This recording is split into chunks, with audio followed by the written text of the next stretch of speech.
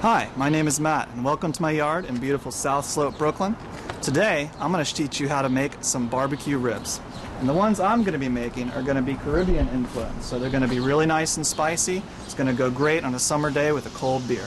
We've got our ribs here, we've got our ingredients, we've got a grill, and by the end of the day, we're going to have some succulent ribs to try.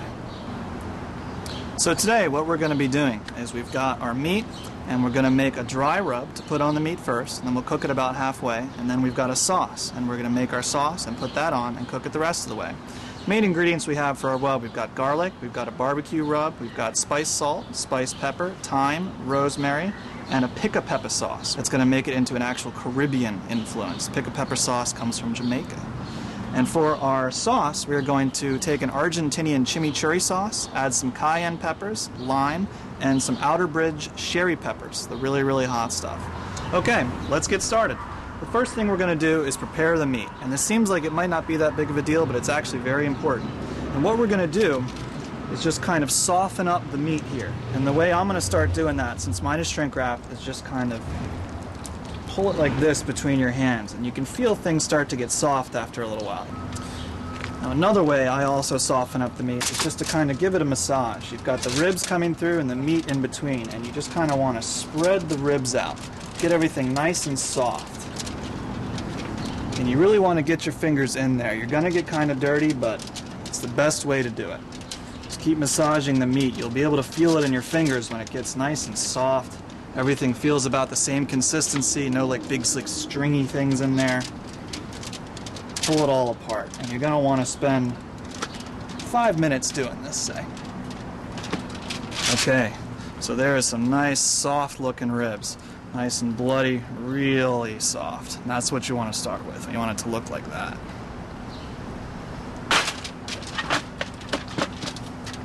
Okay, now we're going to put the rub on, which is the first step before we put it on the grill. If you're going to do it my way, the Caribbean way, the first thing you want to do is put your sauce on.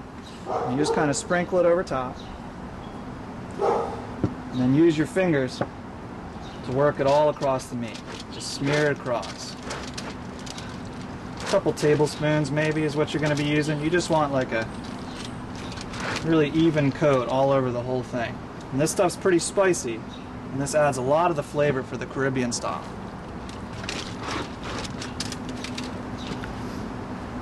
Now, as far as the order of the rest, it doesn't really matter. I'm going to put my rosemary on next. Sprinkle that on pretty liberally. And my thyme. And of course, you can season it to taste. I like mine pretty spicy, so I put a lot of everything on. Next, I'm using my Cavender's Greek seasoning. It's kind of hard to find, but it's a really good spice salt. Put on a pretty good amount of that. I've got my pepper. And then you're going to want some sort of barbecue rub. I use Gates, which I really like. And the last thing I'm going to put on is some minced garlic. Take like a big spoonful. And then you just take your fingers and you work it all in. And you do the same thing to the back.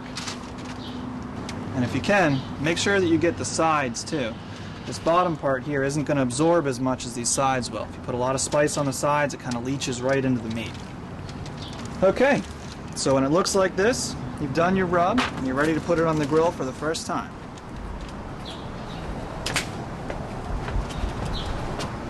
Alright, now we're going to put it on the grill. I've been preheating my grill for about 15 minutes, so everything's nice and warm. And the way I've got mine set up is I've got only 2 out of the 4 burners on low. You want a pretty low temperature, low and long. Those are your keys for ribs. That's what gives you that really pulling off the bone, like sliding off type of feel. Okay, we've got it set there, and we're going to wait about 50 minutes, and we'll come back and flip it.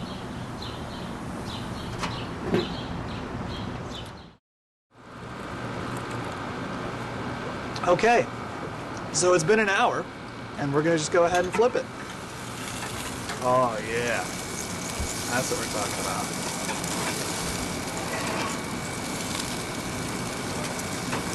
Now I'm actually going to lower the heat a little bit here. If you look at this, you can see it's starting to char a little bit on the bottom.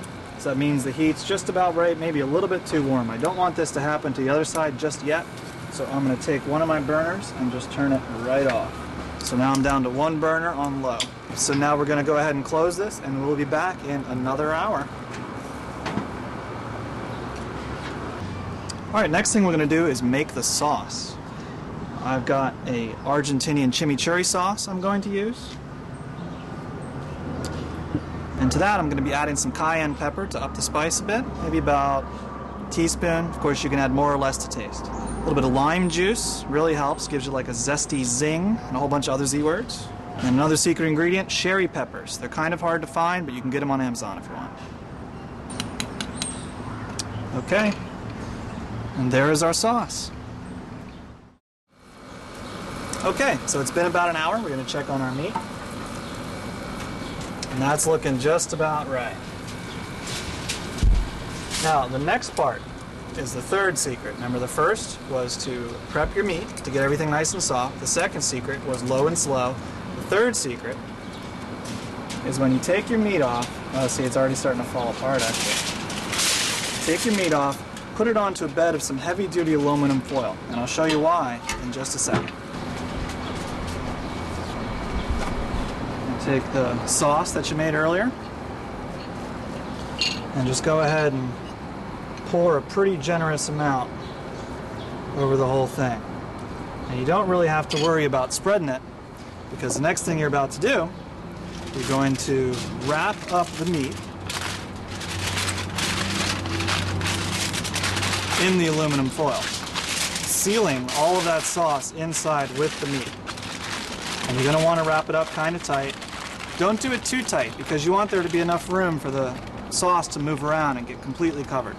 Now, you'll notice that I put the meat on the bottom side, because that's the side we're going to cook it on first. Now, what this is going to do is now you've got like a little nugget of meat with a whole bunch of sauce inside. And this sauce isn't going anywhere now that we've got it packed up.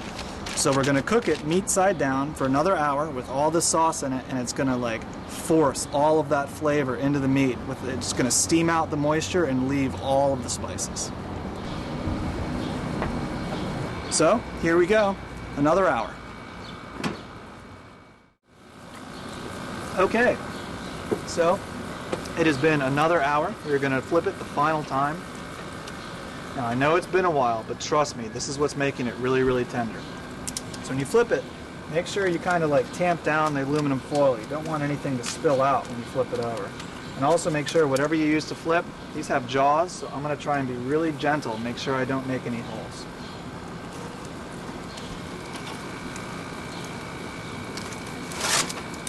Okay, flipped one time. I'm still on one burner. About another 45 minutes to an hour, and we'll be ready to eat. Okay, so as you can see, it's getting dark out. It's been about 4 hours since we started, but it's really going to be worth it. So now we're going to take this downstairs, cut it up, and see how we did. All right, let's see how we did. So far, so good.